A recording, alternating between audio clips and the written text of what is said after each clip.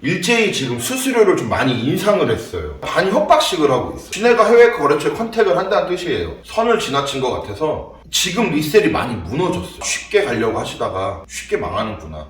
안녕하십니까, 명품 수입하는 남자 밀라코입니다. 벌써 2023년 2월입니다. 오랜만에 영상을 좀 촬영하게 됐는데, 사실은 오늘은 뭐 상품 리뷰나 뭐 다른 것보다는 2023년도부터 판매 근황과 플랫폼, 저희가 입점해 있는 플랫폼들의 분위기, 이런 것들을 여러분들에게 좀 말씀을 해드리고자 영상을 촬영하게 됐습니다. 그래서 오늘은 약간 좀 얘기가 딥할 수도 있으니까 참고해서 보시길 바라겠습니다. 지금 아마 올해 1월, 2월, 3월 뭐 여러 제가 입점해 있는 플랫폼들이 일제히 지금 수수료를 좀 많이 인상을 했어요. 제가 이 사업을 처음 했을 때 대부분의 플랫폼들의 수수료가 7.9%였거든요. 그런데 요새 어느 순간 막 어떤 업체가 10% 이상으로 올리더니 어느 순간 또 어떤 업체가 13%를 올린다고 하니까 비슷한 업체들이 점차 다 13%대로 막 수수료를 올리고 있더라고요. 근데 심지어 내가 잘 그렇게 나가지도 않는 플랫폼들마저도 막 10% 이상대로 다 요새 올리고 있는 추세더라고요. 어떤 데는 막 미쳐가지고 막 18%, 25% 이렇게까지 올리는 데도 있고요.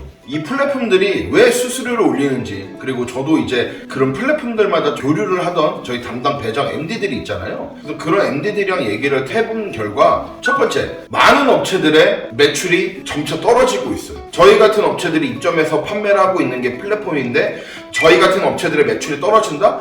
그것은 곧 플랫폼의 매출이 떨어지고 있는 거거든요. 플랫폼들이 어느 순간부터 연예인들을 쓰면서 많은 광고를 하고 그런 데 투자를 많이 했죠. 그러다 보니까 광고비로 좀 너무 많은 비용을 지출을 해서 그런지 실제적으로 고객들이 유입이 돼야 될 다른 키워드나 이런 광고를 돌리는 거를 거의 지금 그게 제대로 돌아가지가 않으니까 실제적으로 플랫폼 자체의 유입이 거의 안 된다고 하더라고요. 그러다 보니까 플랫폼사에서 내부적으로 경영난, 자금 압박이 되니까 직원들을 구조조정해서 내치기도 하고, 뭐 MD들 월급이 밀린다고 하기도 하고, 좀 많이 난리가 난다고 하는데, 몇몇 업체들은 내가 밀라코라는 상호로 거기에 입점을 해서 판매를 해서 내가 거기서 광고를 하면서 나를 돋보이게 할 수 있는 플랫폼이 있어요. 그런 곳 같은 경우는 제가 제 개인적인 사비를 들여서 나만의 광고를 해서 고객을 더 유치를 많이 하려고 하는 퍼포먼스를 할 수가 있지만, 요새 한창 신흥 강자로 떠오르던 플랫폼들은 그 사이트에 들어갔을 때는 내가 밀라코라는 걸 알 수가 없어요.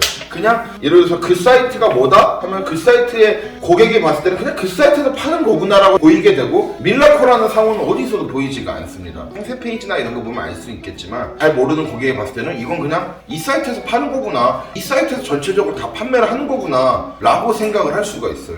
그러다 보니까 그런 데는 우리가 개별적으로 광고를 뭘 할 수가 없어. 근데 그 업체가 그러면은 광고를 제대로 돌려서 유입을 해야 우리도 판매가 오르는데 광고를 거의 돌리진 않아요, 요새 그 업체들이. 그러다 보니까 판매가 안 됩니다. 그러다 보니까 플랫폼은 수수료를 올리려고 혈안이 돼서 들어온 거를 더 받아야 되니까 수수료를 지금 올려버린 상황이에요. 사실 좀 이게 좀 답답하죠. 악순환이 계속 돼가고 있는 것 같아서 사실은 그냥 노멀하게 그냥 이 시장이 유지가 됐으면 좋겠는데, 몇몇 업체들이 광고다 뭐다 해서 막 너무 막 이렇게 튀어버리고 이러다 보니까 그런 업체들이 기존의 플랫폼들의 그런 분위기들마저 계속 끌고 가는 것 같아서 사실은 좀 안타깝습니다. 또한 두 번째, 그런 업체들이 요새 기존 업체들을 많이 내치려고 해요. 그러다 보니까 뭐 어떤 곳은 신규 가입을 안 받는 곳도 있고, 어떤 곳은 뭐 가입 자체를 되게 까다롭게 하는 데도 있고, 요새 좀 그런데 정말 웃긴 게, 그런 업체들이 기존 업체들, 그렇게 규모가 크지 않은 업체들한테 많이 요구하는 게 수입 신고 필증을 엄청 많이 요구해요. 가입을 하거나 기존 가입 업체들한테 야, 필증 내놔. 근데 내가 답답한 게, 필증을 보면요, 내가 어떤 상품이 입고가 다 되어 있고 이거에 대한 과세가 얼마가 매겨져 있고 이 수량이 얼마가 들어왔고 언제 들어왔고 뭐 이런 것들이 적혀져 있는, 한마디로 수입 신고 필증이거든요. 인보이스가 따로 있고, 왜 근데 인보이스를 줘도 거래처 명을 가리지 말아라, 우리가 블랭크 처리를 해서 보내는데 인보이스에 있는 거래처명 가리지 말아라, 그리고 수입 신고 필증도 내놔라, 필증 100개 이상 너네 등록했으면 100개 이상의 필증을 갖고 와라, 좀 이런 식이란 말이에요. 근데 필증에서 가장 걔네가 원하는 건 인보이스에 있는 품목, 수량, 금액과 필증에 있는 수량, 품목, 금액이 같으면은 이거는 누가 봐도 정품이고 이 업체에서 이렇게 갖고 왔구나 이렇게 인지를 하고 이걸 인정을 해주면 되는데 해외 거래처명은 가리지 말아라. 심지어 어떤 저희 또 거래처나 이런 데다가는 그래 밀라코로부터 물건을 받는다? 그러면은 이거를 밀라코로부터 어떤 프로세스로 어떻게 진행되는지 상세하게 적어서 내놔라. 그렇지 않으면 너희 판매를 못한다. 지금 이런 식으로 약간 반협박식을 하고 있어. 답답하죠. 누가 봐도 속이 뻔히 보이는 행위죠. 자기네가 해외 거래처에다가 직접 컨택을 하려고 하니까. 진짜 아이러니한 게 예를 들어서 업체명이 A, B, C, D, E예요. 근데 제가 여기 좀 살짝 지운 다음에 A, B, C로만 해서 줬어요. 근데 그 연락이 없는 거예요. 이 업체명 해외 업체인지 컨택이 안 되는데 어딘지 확인할 수가 없다. 처리하지 말고 제대로 달라. 이런 식이에요. 내가 갑자기 교묘하게 포토샵으로 해서 그렇게 보냈는데 이 말은 뭐냐? 쥐네가 해외 거래처에 컨택을 한다는 뜻이에요. 아이러니하게도 지금 판매 랭킹 1위라고 하는 플랫폼에서의 상위 셀러자가 1위부터 거의 10위? 15위까지가 그 업체가 판매하는 상으로 이렇게 베스트셀러가 분포가 돼 있어요. 그리고 기획전이나 이런 것도 자기네 상품 위주로 거의 다 세팅을 하고 거기에 일반 저희 같은 업체들의 상품을 곁다리로 껴고 있죠. 다른 업체들도 마찬가지예요. 저희한테 이렇게 거래처 캐는 다음에 자기네가 직접 컨택을 해서 이거를 저희 같은 셀러한테 나중에 역으로 야 우리 B2B 시작해서 물건 받아. 좀 이런 식이란 말이에요. 가격 터무니없죠. 자기네가 지금 판매가 안 되니까 자기네가 B2B나 직접 판매를 해서 수익을 창출하려고 하는 것 같은데 이거는 처음에 그 회사를 만들 때 그 원래 목적에서 약간 지금 많이 변형된 게 아닌가라는 제 개인적인 생각이 있습니다. 왜냐면은 중개 플랫폼이란 게 그냥 저희 같은 셀러들이 입점을 해서 이렇게 활동을 할 수 있고 저희가 거기서 활동하는 조건을 너희들에게 수수료를 주는 조건이지 왜 저희에 있는 거래처를 캐가지고 마치 니네가 다른 작은 업체들한테 이거를 물건을 쉐어해서 판매를 하려고 하고 그 업체로부터 물건을 니네가 바잉을 해와서 우리한테는 13몇 %의 수수료를 떼니까 우리는 어쩔 수 없이 우리의 마진을 위해서는 조금 더 비싸게 팔아야 되고 그 업체들은 그냥 갖고 오면 자기네 플랫폼에 팔면은 수수료가 붙질 않으니까 조금 더 저렴하게 우리들보다 가격 경쟁력이 있게 판매를 할 수가 있으니까 지금 그렇게 밀어붙인다 라고밖에 저희는 솔직히 생각이 안 들거든요. 그리고 정말 큰 업체들한테도 이런 자료를 정말 디테일하게 요구하냐? 그렇진 않아요. 정말 누가 봐도 작은 업체 어느 정도 그냥 이제 한지 얼마 안 된 업체들한테만 그런 자료를 요청하고 괴롭히고 좀 그렇게 하고 있더라고요. 그래서 보니까 좀 이렇게 악질 같다는 좀 느낌이 좀 요새 사실 좀 많이 듭니다. 제가 아예 신빙성이 없는 얘기가 아니라 이제 저도 기존에 교류를 하고 저희를 담당했던 MD들이랑 얘기를 많이 나누면서 저희도 들은 거라 사실은 얘기하기가 좀 조심스러웠는데 플랫폼에서 요새 이런 식으로 행동하는 게 좀 너무 선을 지나친 것 같아서 많이 안타깝기도 하고 그렇습니다. 이게 판매자들의 판매 이런 거를 위해서 광고나 뭐 이런 부분을 해서 조금 더 증진시킬 계획보다는 그러니까 자기네들이 이제 비즈니스하고 자기들만의 기존 업체들을 어느 정도 내치면서 자기들만 이렇게 좀 하려고 하는 게 좀 안타깝더라고요. 요새 또 들리는 얘기가 큰 업체들이 이제 시즌 오더라고 하죠. 시즌 오더를 많이 넣어놨는데 이게 이제 올해 SS는 작년 한 7, 8월, 9월 이때쯤에 내년 거 SS 시즌 오더 준비하면서 디파짓들을 많이 내놨죠. 근데 이 디파짓을 미리 내놨는데 지금 물건이 받을 때가 됐는데 이 대금을 못 치르는 경우가 많다고 하더라고요. 왜냐면은 이게 생각보다 요새 경기도 안 좋고 뭐도 하니까 이게 자금이 제대로 안 돌아가니까 그러다 보니까 큰 업체들이 빨리 그 다음 물건 해놨던 걸 받아야 되니까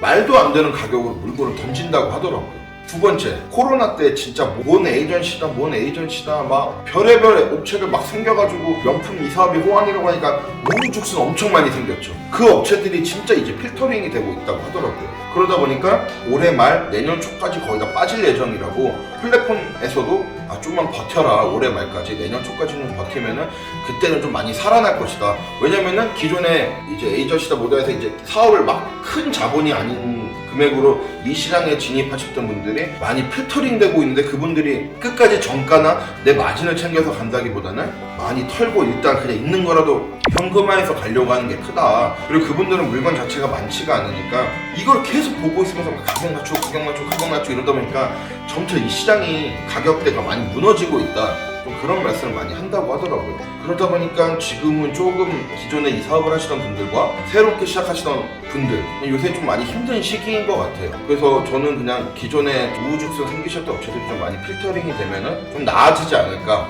좀 그런 생각을 많이 하고 저도 그 타이밍을 좀 기다리고 있습니다. 그리고 뭐 한때 또 막 에르메스, 뭐 루이비통, 샤넬 뭐 매장 바잉하고 뭐 이런 거 막 컨설팅 해주고 돈 많이 받으시던 막 업체분들 되게 많거든요. 근데 요새 그런 분들한테 물건을 받아서 시작하셨던 분들이 연락이 되게 많이 오세요.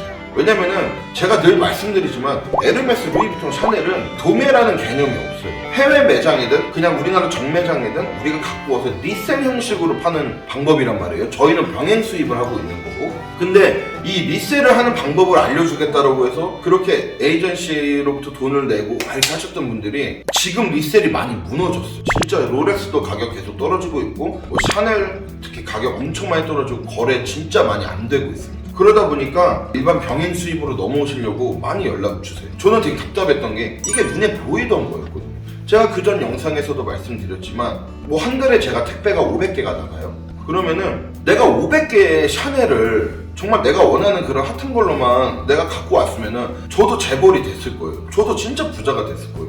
근데 그렇게 물건을 구할 수 있는 유통 과정이 거의 안 된다고 보시면 돼요. 구매 제한 수량도 있고 내가 구매 제한 수량이 있음에도 불구하고 없을 확률도 많고 진짜 그런 상품들은 흔히 말해서 이벤트성으로 구색용으로 이렇게 어느 정도 그냥 있으면 끼고 이런 식으로 가셔야지 그게 메인이 돼서 판매를 한다? 그거는 처음부터 진짜 말도 안 되는 거였다고 저는 생각을 하는데 요새 좀 이제 그거를 직접 경험을 해보고 안 되시던 분들이 연락을 많이 주시더라고요. 그러다 보니까 그분들이랑 같이 얘기를 하면서 느끼는 건 딱 하나예요. 쉽게 가려고 하시다가 쉽게 망하는구나.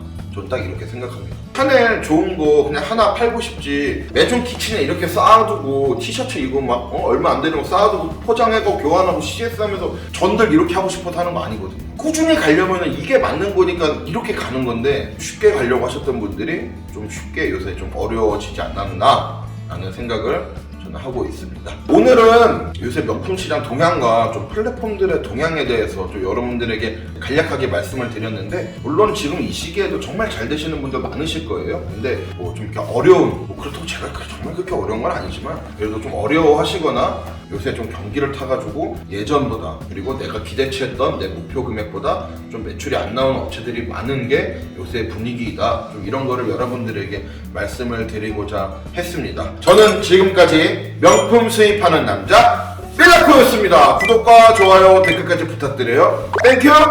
안녕.